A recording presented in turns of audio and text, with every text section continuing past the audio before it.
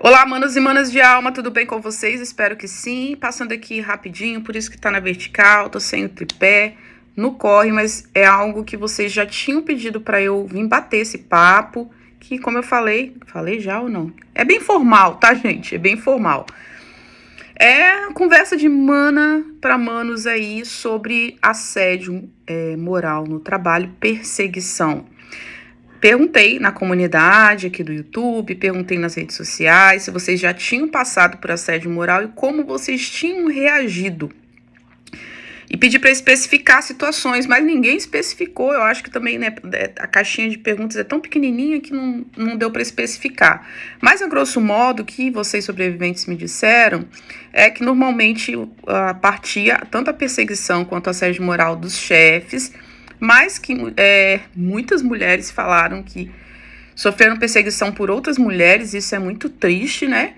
E eu perguntei também o que vocês fizeram, né? Quando sofreram perseguição ou assédio moral no trabalho, que inclusive é crime, né? Assédio moral. E aí o que mais foi falado foi que pediu demissão. A maioria dos sobreviventes tem esse perfil de pedir demissão. Outros diziam que aguentaram e iam no banheiro chorar. Outros falaram, dois na verdade, falaram que foram no Ministério Público e denunciaram e depois pediram demissão. E algumas outras pessoas falaram que impuseram limites, foi a minoria, e depois foram demitidas, ou mesmo tentando colocar limites, não deu certo e acabou pedindo demissão. Ou seja, no final das contas, a maioria acaba pedindo demissão, né? Não aguenta. E muitos, se não todos, precisam trabalhar. Então é um problemaço para todo mundo, e mais ainda para quem é sobrevivente, porque o assédio moral e a perseguição ativa gatilhos. Gatilhos de quê? De ostracismo, porque em ambiente de trabalho você acaba sendo patinho feio e é ostracizado pelo manipulador que está lá, ou pelo próprio chefe. Você acaba se sentindo defeituoso, reforça a ferida da rejeição, reforça o sentimento de defectividade, de que tem algo errado com você. Todos os traumas que você tem ali no cativeiro são reativados nesses ambientes. Antes da gente continuar, eu quero lembrar que tem cupom de desconto. Garanta sua vaga no curso Como Superar Mães Narcisistas. O nome do cupom é Automaternagem 10. Vou deixar fixado aqui no primeiro comentário para você já abrir e aplicar o cupom. Lembra que tem que clicar em aplicar, senão o desconto não entra, tá? Já aplica, já deixa salvo, se inscreve, pausa o vídeo e depois volta aqui para garantir a sua vaga. Gente, demorei muito tempo, né? Tem 5 anos que eu tô aqui com vocês e só agora eu tô falando disso, porque é um tema difícil demais para eu falar. Eu sofri muitos traumas em ambiente de trabalho, que eu ainda sequer consegui trabalhar na terapia, porque eu vim de um lar tão disfuncional que tudo que eu trabalhei em terapia foram esses traumas. Eu tenho feridas abertas ainda de ambiente de trabalho que ainda não tive tempo de trabalhar. Então, falar disso para mim vai ser desafiador, mas é algo que muita gente sofre e eu espero que de alguma forma eu consiga contribuir ao menos um pouquinho para vocês, tá? Então, como ninguém me deu assim na prática como foi isso, eu vou fazer um breve resumo do que eu sofri de perseguição e assédio moral em trabalho. A primeira vez que eu já trabalhava de freelance desde os 14 anos. Dos 14 aos 15 anos eu já trabalhava de freela, né? Eu já pegava bolsa em fábrica de papelão para montar, tiarinha de bebê nas fábricas que tinham nos bairros onde eu morava. Com 15 anos eu consegui o primeiro trabalho sem carteira assinada. Eu sou de 83, né? Isso foi ali em torno de 98, 2000, por aí. Então eu trabalhava de secretária e de recepcionista no escritório de um leiloeiro menor de idade, de forma ilegal, e ele me xingava e gritava muito. Tinha dia que ele chegava bem, isso é super comum, né? Vi muitos relatos assim, o dia que o chefe tá bom, tá tudo bem, mas do nada ele acorda com o ovo virado, né? E ele me xingava, brigava muito comigo. Então era assim, um dia ele tava bem, no outro ele xingava e brigava. Eu não aguentei muito tempo, fiquei poucos meses e saí. Com 17 anos, de novo eu trabalhei de forma ilegal. Eu acho que não tinha tanta fiscalização como tem hoje. trabalhei em um escritório de arquitetura e, gente, foi terrível. A minha chefe, que era uma secretária maior, e eu fui contratada como office girl. Eu fazia serviços de banco na parte da tarde, de manhã eu era um faz-tudo, um quebra-galho, né? De tarde eu fazia serviço de banco. Ela simplesmente era a minha chefe, assim, não era dona do lugar, nem era gerente, mas ela era um pouco acima de mim. Ela quem dizia tudo que eu tinha que fazer, ouvindo ali as ordens do chefe. Tipo uma encarregada. Ela fazia tudo que vocês imaginarem comigo, gente. Tudo, tudo, tudo, tudo. Ela gritava, me xingava. Ela dizia que se eu não chegasse, fizesse serviço de banco, não chegasse até a hora que ela marcasse, que ela ia me bater na minha cara. Ela falava, vou bater na sua cara. Coisa desse tipo. E eu não fazia nada. A minha reação de trauma é o congelar. Na resposta traumática, inclusive, um dos temas aí da nossa terapia em grupo, do estresse pós-traumático complexo, a gente está falando sobre reação traumática, né? Que é congelar, lutar, fugir, florear. A minha é de congelar, eu não tenho reação na hora, eu não choro, não faço nada, eu congelo. E ela xingava muito, ela me botava para limpar o cocô. A casa do lado era de um dos donos, né, arquitetos donos. Ela me botava para limpar cocô de cachorro no quintal do lado. Ela...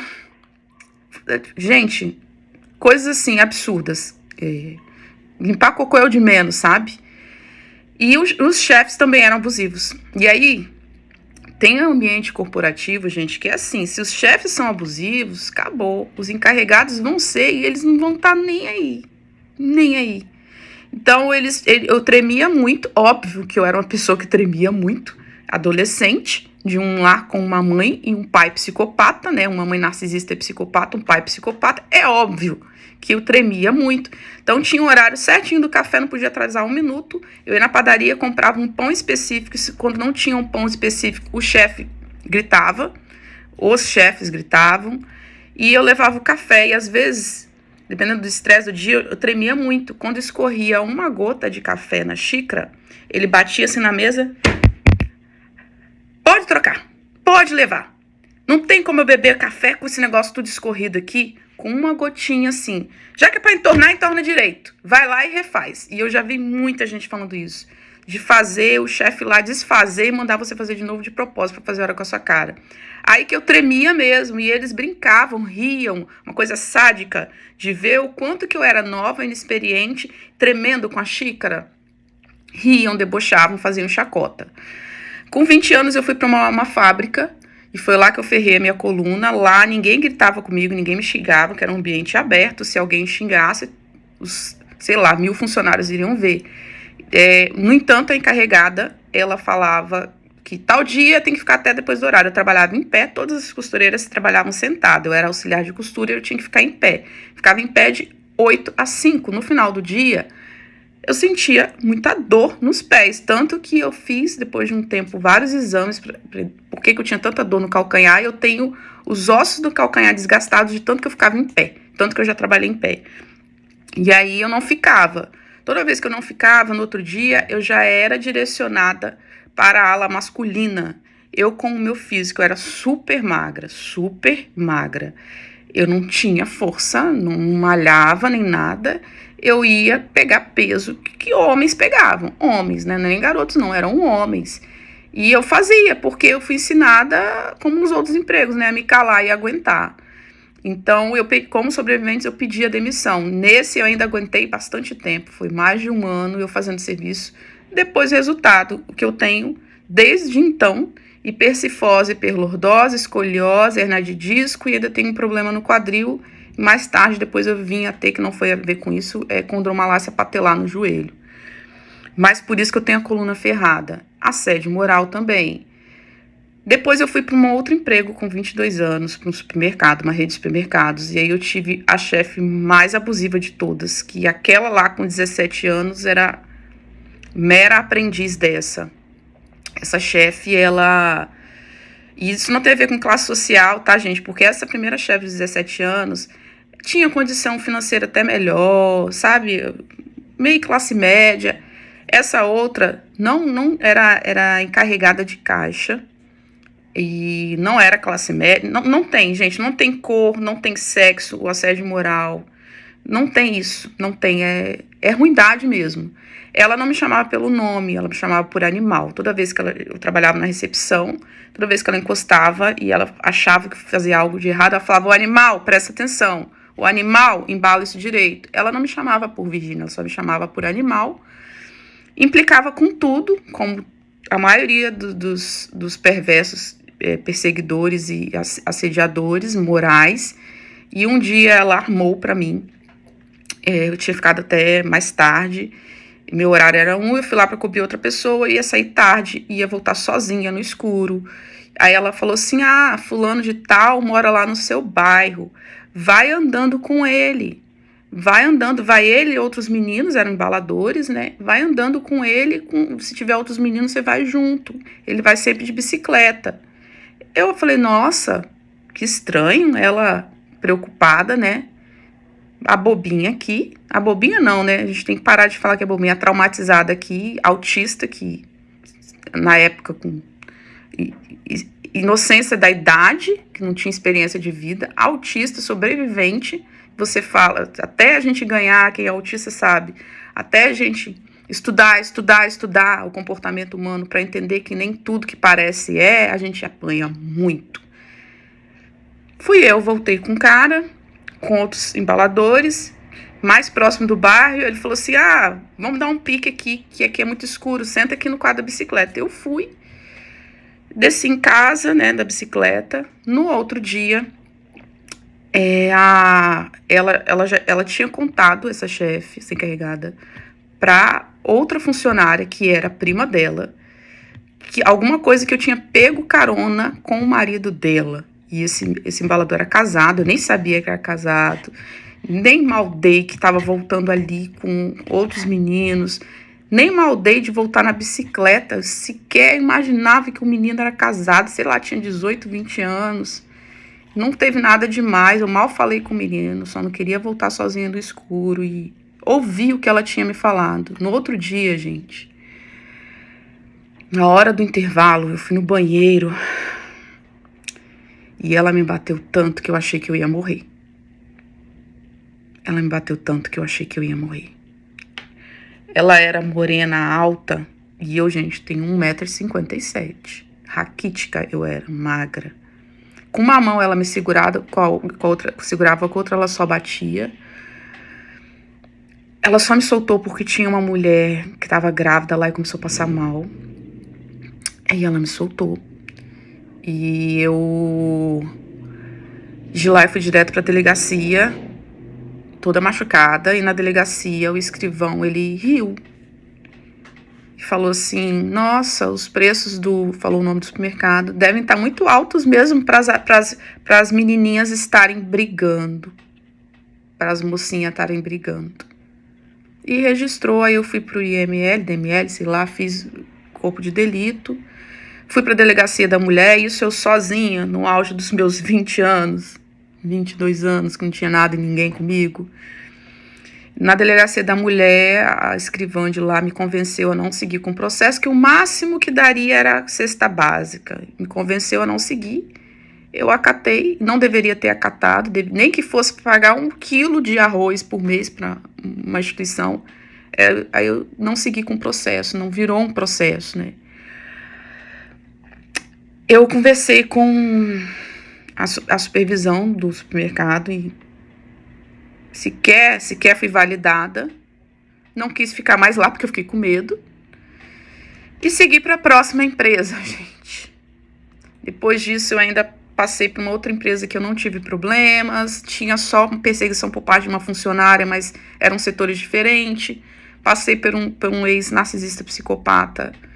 E ele era meu chefe, sofri manipulação, aquelas coisas de relacionamento abusivo. Saí, mudei de cidade, saí do cativeiro, vim pra cá, onde eu moro. E aqui eu trabalhei numa empresa que foi um inferno. Trabalhava com vendas e quase todas eram tóxicas, exceto a chefe. A chefe era a única, a chefe do setor comercial era a única que não era tóxica. ela era a única que prestava ali naquele meio, gente. Todas tinham um nível de toxicidade. Tinha uma que fazia hora com a minha cara. Quem é autista sabe, né, que eu vou dizer aqui agora, gente. Coisa boba. Vai lá ver se tá chovendo. Aí você vai ver. Tá, não. Aí volta rindo da sua cara. Sabe, coisas idiotas pra rir. Sadismo, isso se chama sadismo. Fazer isso. Uma vez ela tava procurando arquivos antigos pra ligar, pra vender. Eu falei, vamos atrás comigo alguém? Ela, eu vou com você. E eu falei, que estranho, pensei comigo. Ela vai lá me ajudar, nunca vai lá. Ela foi lá atrás, gente, pra peidar. E eu senti um fedor de rato morto. Gente, fulana, tem algum rato morto aqui na minha cabecinha de autistinha. Tem um rato morto aqui, tá fedendo muito, vamos sair daqui. E ela botava a mão assim na barriga, ela ria da minha cara, e ela entrou contando pra todo mundo rir da minha cara. Essas coisas sempre existiram. Eu ser desde do colégio, eu sofria bullying de sonseira, de autismo mesmo. De não entender o óbvio e todo mundo rir, sabe aquelas rodinhas, pra ficar caçoando de você a vida inteira. E com essa moça era assim. Tinha uma outra que me odiava, e, tipo, eu não fazia nada e ela o tempo inteiro pegava no meu pé, ela implicava com tudo. Sabe o que é tudo, gente? Sabe aquela pessoa no trabalho que implica com tudo? Ela implicava com tudo. Tudo ela arranjava confusão comigo. Eu, só de pensar que eu ia ter que encontrar com ela no outro dia, eu já desanimava de trabalhar. Porque eu sabia que ela ia arranjar confusão com alguma coisa. Eu tinha que ficar sempre na defensiva com ela. Depois disso, eu não aguentei, eu pedi demissão por causa dela. Porque se transformou num inferno, numa bateção de boca. Tudo ela armava cada coisa pra mim. Ela fez tanta coisa que foi tão traumático, gente, de proporção, de quantidade de tempo e de todos os dias, que o meu cérebro apagou. Eu não consigo lembrar nem o que era. A lembrança que eu tenho é que um dia eu cansei e eu saí de lá, eu fui no RH e falei, tô pedindo demissão, me liga para eu assinar o que tiver que assinar. Aí eu tirei o crachá assim, eu joguei na porta do lugar, eu pisei. Mas eu pisei com tanto gosto no crachá, com tanto gosto. Aí eu pisei e olhei para aquele lugar e falei, graças a Deus, nunca mais eu vou botar o pé aqui. Não consegui emprego.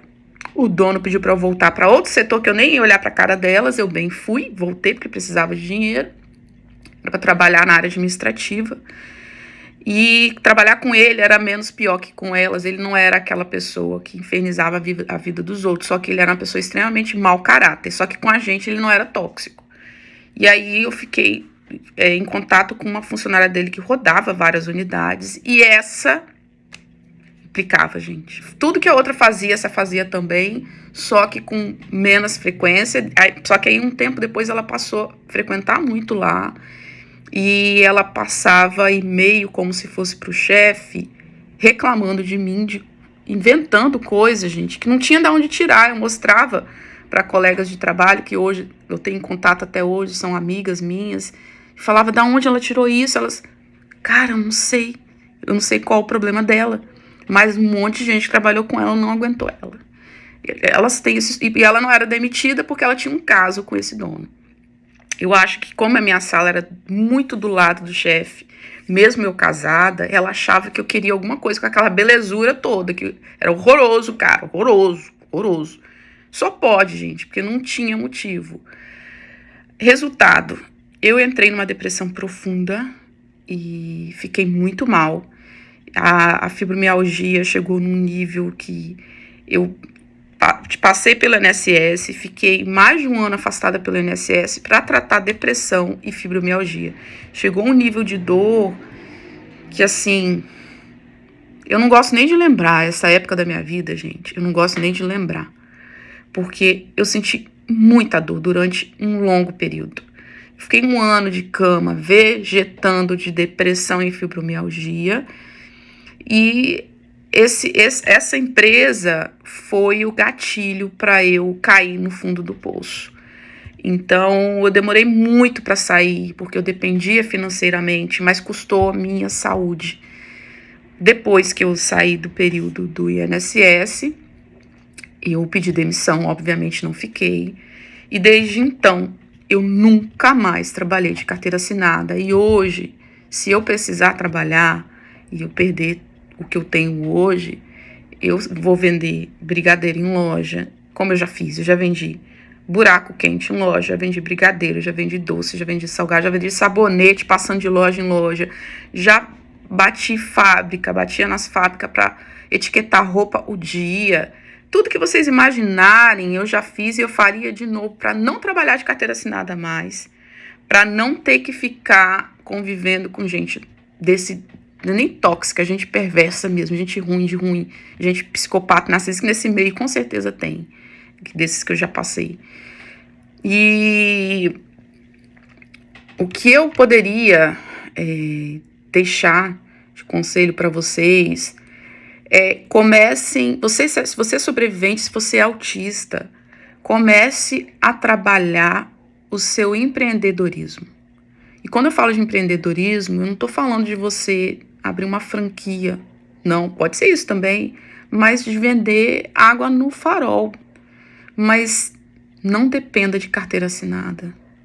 Por mais que tenha empreendedorismo, tenha a sua, não tem a estabilidade de uma carteira assinada, é o melhor a fazer. Virgínia, é mais fácil, talvez você está me perguntando, cargos públicos? Não, não é. Não é.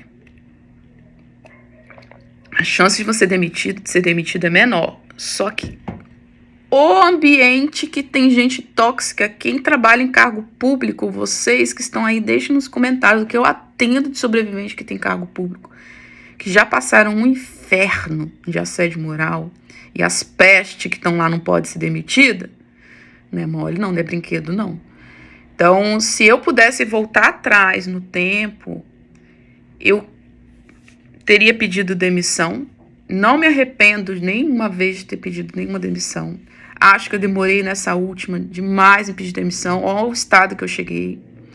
Mas eu já teria começado a empreender desde 15 anos. Se eu tivesse já começado o sangue que eu tenho para empreendedorismo desde os 15 anos, teria evitado muita coisa. Então, Virgínia, mas vou empreender o quê? Estude, pesquise, sabe? Vai no Sebrae. O Sebrae tem, nossa, a assessoria que eles dão é muito boa, gente. Se esforce para ser independente de carteira assinada, porque aonde tem... Virgínia, vai ser uma maravilha. Sou empreendedor, não vai ter mais gente tóxica na minha vida. Uai, vai ter? Mas é seu cliente, não é seu chefe? Você vai ter subordinados, mas aí você que manda, você demite quem você quer. E é diferente de um cliente aparecer lá, fazer uma coisa desagradável, algo negativo. No outro dia você não vai ter que olhar para a cara dele, né? Igual o coleguinha do seu trabalho ou seu chefe, que você vai olhar o ano inteiro. Gente, o trabalho é onde a gente passa mais tempo do que a nossa casa. É onde a gente passa a vida inteira. O trabalho é onde a gente passa a vida inteira. Porque a gente trabalha igual burro, doido, e só vai aposentar depois de velho, com o pé na cova, que esse é o sistema. Então, minha dica é: seja independente de cargo de carteira, de emprego e cargo de carteira assinada. Porque é isso que você vai encontrar. Não estou dizendo que empreender é uma maravilha. Você não, pelo menos eu não consigo, né, ter aquela, que estabilidade maravilhosa. A não sei que você seja dono aí de uma mega empresa. Trabalho com vendas, né? Um mês tá bem, o outro não tá. E tá tudo bem, né? A gente se organiza e vai tocando o barco. Não tô dizendo que vai ser uma maravilha. É óbvio que eu já peguei paciente narcisista e psicopata, que já peguei aluno narcisista e psicopata, que já tive que colocar minhas bordas e limites, que já tive que bloquear, já tive que me afastar, porque com psicopata e narcisista não tem meio termo, né? E tem uns e outros narcisistas que acham que por pagarem por um serviço, que a outra aqui tem que aguentar tudo. Eu não aguento não, gente. Eu cumpro meu serviço. Você contratar um serviço meu, você vai ter. Só que, por exemplo, eu não atendo, se marcar uma consulta, vou marcar pro ano, não. Primeiro eu vou atender você primeiro para ver quem você é. Depois eu vou, porque não sabe, psicanálise é assim, é o analista que escolhe o paciente, não é o paciente que escolhe o analista. Vou ver se eu vou pegar seu caso. Se eu percebo que é narcisista, tchau e benção. Se compra o curso, tá lá assistindo as aulas e bordas e limites na hora da comunicação, que é por e-mail, tem meios de comunicação. E é bordas e limites também, né? Então, tem uns aí que acham que só porque estão pagando que vão poder ficar com agressividade passiva, que fazem chantagem, eles fazem. Já em 5 anos, vocês acham que eu não peguei? Peguei, claro que peguei. Vou pegar ainda. Mas ainda é melhor, gente, do que tá ali no convívio diário, você sendo subordinado dessa pessoa. O que pode ser feito legalmente você precisa consultar um advogado, mas sim tem Ministério do Trabalho que você pode acionar. Você pode, dependendo do caso, processar sim a empresa, o funcionário. Assédio moral, como eu falei, é crime. Se você está sofrendo assédio moral ou perseguição de um colega do trabalho, você tem que relatar isso para o chefe, pro que está acima de você. E a empresa tem que intervir, chamar para conversar, dar um limite. Se a empresa não dá limite e não tá nem aí para você, é hora de procurar outro emprego. E né, igual macaco, você pega um quando já tem outro na mão, né? Então vai levando no banho-maria, colocando suas bordas e limites, até você conseguir outro emprego. Virgínia, não pode ficar trocando de emprego direto, senão você mancha sua carteira. De fato por isso que é melhor ser independente com o seu empreendedorismo, né? Mas nem sempre isso é possível. Nem sempre é possível. Aí você vai ter que aguentar firme, segurar, né? Segura na mão de Deus e vai, até ter um tempo de experiência, até você conseguir o outro. É muito difícil, gente. Eu sou sobrevivente de assédio moral no trabalho. Não sei nem como eu consegui falar isso aqui pra vocês. Espero que tenha ajudado de alguma forma. Em todos esses casos que eu relatei aqui, o que eu deveria ter feito com a experiência que eu tenho hoje, relatado quem agiu errado comigo, que está abaixo dessa cadeia aí, que não são chefes, eu deveria ter levado à frente, ter falado, fez isso comigo. Ela só me chama de animal, ela disse que ia bater na minha cara. Perceberam que só mulheres, né? E alguns poucos homens, mas tanto homem quanto mulher faz isso.